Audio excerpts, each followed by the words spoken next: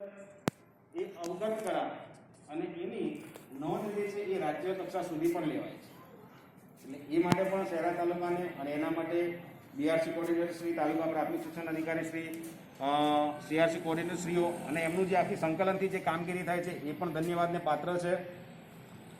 બીજું એ કે પ્રાથમિક શાળાની અંદર ઘણી બધી હવે સ્પર્ધાત્મક પરીક્ષાઓ લેવાય છે અને વિદ્યાર્થીનું કારકિર્દીનું ઘડતર કરવું હોય અને એને ઉચ્ચતમ કારકિર્દી બનાવી તો સ્પર્ધાત્મક પરીક્ષા આપી કે આગળ વધી શકે.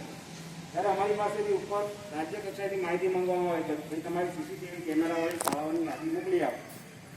ત્યારે અમે ખાસ કરીને બોર્ડની પરીક્ષા માધ્યમિક શાળાની અંદર લેવાતી હોય છે ત્યારે એમની પાસે આધાર આપવો પડે છે. અમારે એમની પાસેથી માહિતી માંગવી પડે છે કે તમારી શાળાઓ અમારે તમારી શાળાની અંદર આટલા રૂમની જરૂર છે, સીસીટીવી તમે ધરાવો છો.